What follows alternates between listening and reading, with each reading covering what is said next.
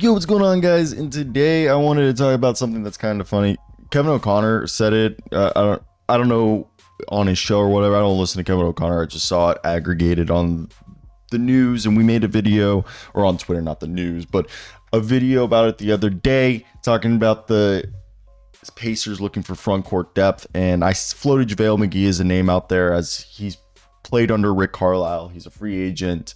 So this is what we're going to real quickly talk about. I want to hear your thoughts down below in the comment section. Do you think they should get themselves Mr. JaVale McGee or not? Let's get right into it and talk about what JaVale could potentially bring to the table if they were going to go after a guy like him. Now, look, obviously JaVale McGee is a guy that for a lot of people, he is the Shaq and a Fool man, but the Indiana Pacers have found themselves at a crossroad this season, and they face the need to get some front court depth after losing both James Wiseman and Isaiah Jackson to season-ending Achilles tears. Obviously, with their options dwindling and not many people available, their potential stopgap measures to complement their existing roster of Enrique Freeman and Miles Turner and Pascal Siakam really being their only front court players. JaVale McGee, whose defensive skills and rebounding can offer some stability to the rotation, seemingly is a name that could be a possible solution. Now, the Pacers might not consider only McGee, as there's guys like Bismack Biyombo, who's also a good shot blocker and rim protector, or they could go out and get a Thad Young or a Marcus Morris, or even trade for somebody. But JaVale McGee is a guy who is on Indiana's radar, offers a similar defensive mindset that this team wants. He has championship experience, being on title-winning rosters with the Golden State Warriors, Los Angeles Lakers, and his rim protecting abilities and energy off the bench could help the Pacers with some much-needed interior toughness, especially paired with Miles Turner, who's a skilled shot blocker in his own right and could stretch the floor. And if the Pacers obviously are a team that Miles Turner's are going to have to increased load on in the front court, but he's a capable guy. So for me right now, McGee is no longer the high mobile big that he once was.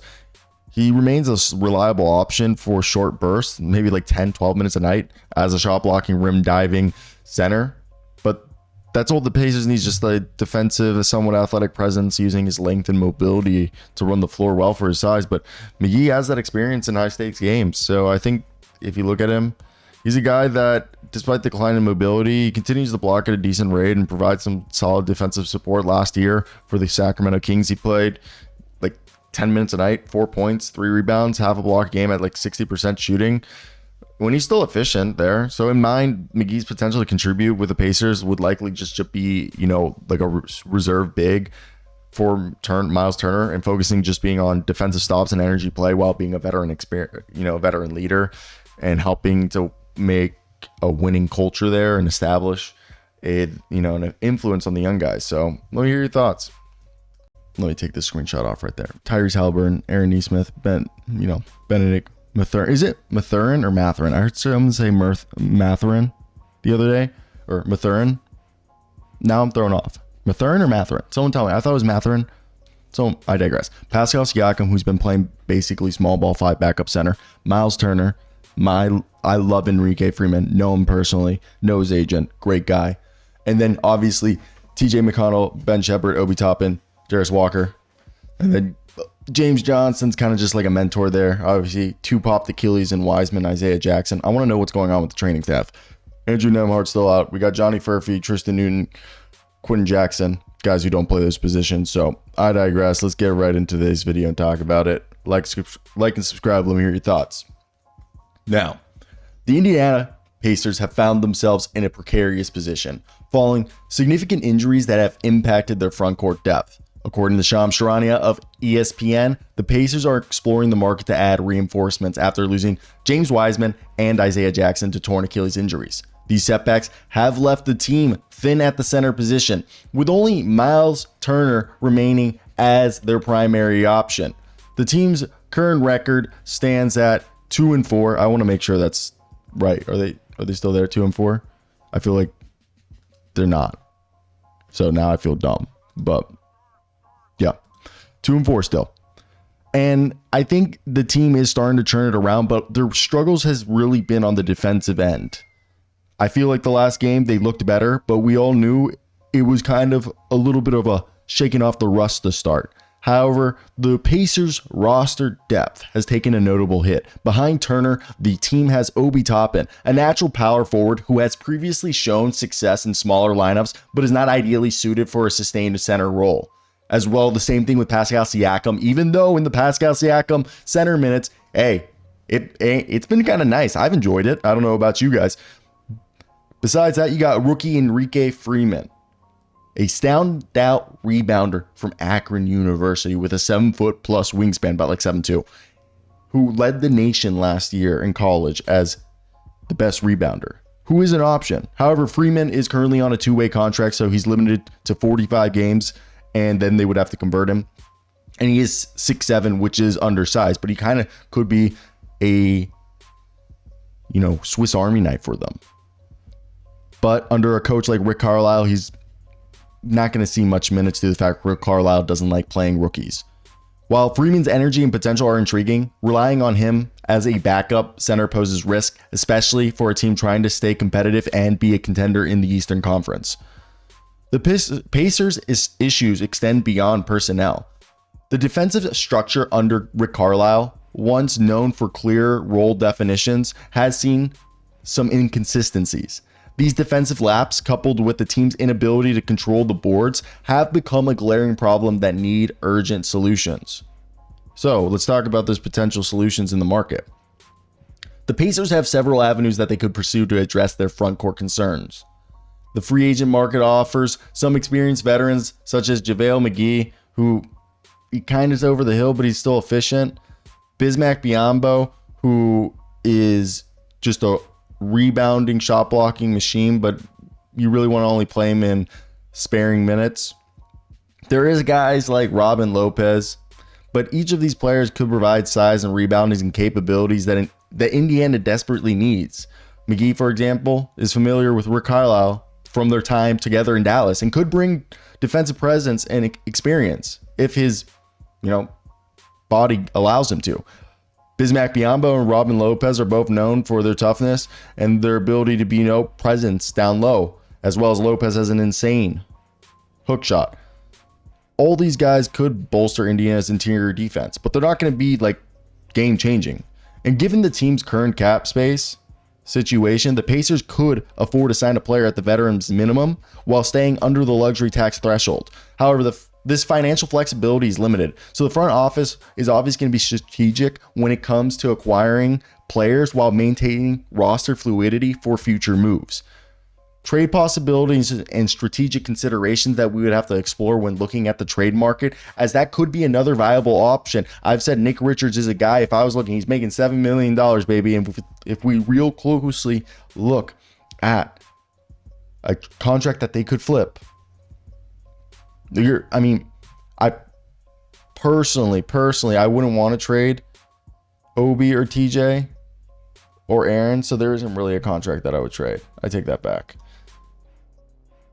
The thing is that the Pacers have the full mid-level exception available, and given that, they can leverage it to absorb some contracts. Isaiah Jackson is an expiring contract, and you can trade an injured player. So if you were content with packaging Jackson and maybe another asset with a draft pick to create approximately $7 million in cap space to bring in a more impactful player like Nick Richards, would be something you'd like to do. Yet finding a trade partner and determining the cost benefit of such a move is obviously going to be something you have to look at, as well as the Stepien rule is limiting the Pacers' ability to trade consecutive first-round picks. Now, the disabled player exception could be another tool if the team expects Jackson to be sidelined this season, which is obvious. He tore his Achilles. This would grant them just over $2.2 million, which could be used to sign a player to a one-year deal. While this doesn't provide significant spending power, it could offer short-term relief and the opportunity to assess potential fits without long-term commitments through, just signing them to non-guaranteed deals. Now, look, the bigger picture is the Pacers' early season struggles highlight the need for their key players, Tyrese Haliburton, Pascal Siakam, and Miles Turner, to perform at their best. While I think Pascal Siakam has delivered decent performances. Halliburton and Miles Turner have yet to recapture the form that made them an effective trio into the end of last season. Once this trio's ability to synchronize on both ends of the floor is going to allow this team to stabilize the team's performance and allow the depth to readjust as they make roster adjustments. Despite the setbacks, the Pacers have maintained hope due to their solid core of role players, including Obi Toppin, TJ McConnell, and, obviously, Jarris Walker. Now, Ben Shepherd's a guy who's returning from injury, and he's continued to contribute with Benedict Mathurin. And those are two guys who are off it. And Mathurin's been playing great. However, the season progresses, the depth will remain a pressing concern, especially if injuries or foul trouble affect Miles Turner or Pascal Siakam. As the Pacers prepare to get into the midst of the season, their approach to managing their center minutes will be something everybody will be watching. The outcome of the next coming games and how they play those matchups will likely influence their urgency in making a move. Whether they sign a veteran, make a trade, or apply for the disabled player exception, the Pacers are obviously going to be weighing their options carefully to remain competitive while preserving the future cap flexibility. So when you look at this in conclusion, like the Pacers front office, who's led by Kevin Pritchard, is going to obviously act swiftly to prevent their season from slipping away. While short-term solutions might plug immediate gaps, a long-term strategy is going to probably look at, hey, we thought James Wiseman or Isaiah Jackson were going to be long-term centers. Now both have popped Achilles. We don't know. That's like almost a year and a half, 2 years. Maybe it could be a year. We don't know how they're going to come back. That's a big risk. With only Miles Turner as the true available center, the team is obviously actively exploring options to fortify their roster and mitigate the impact of those two players not being on their team.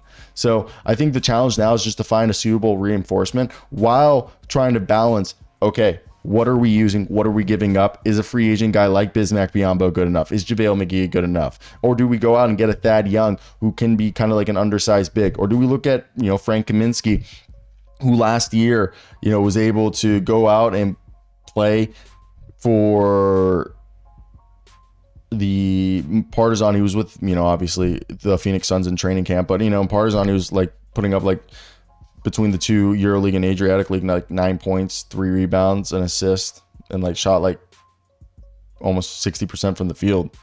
Now I know some people are going to be like, oh, the Pacers could look at Moses Brown or Jahlil Okafor or Charles Bediako or Dimitrios Skapenstev, Olivier Sarr, Iwaji, Tony Bradley. These are all possible candidates for them. And I think Indiana's proximity to the luxury tax line presents the challenge that we are facing here. They have an open roster spot, could sign a player to a veteran min while staying under the cap. However, this would exhaust their financial flexibility, limiting future moves. Now, the Pacers still could apply for the disabled player exception if Jackson is out past June 2025, giving them that $2.2 million to sign a short-term deal, not affecting their cap.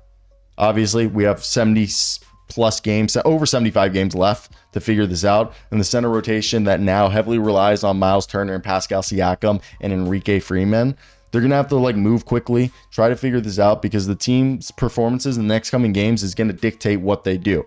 As I said, JaVale McGee is the only guy who played for Rick Carlisle, so that's one name to watch.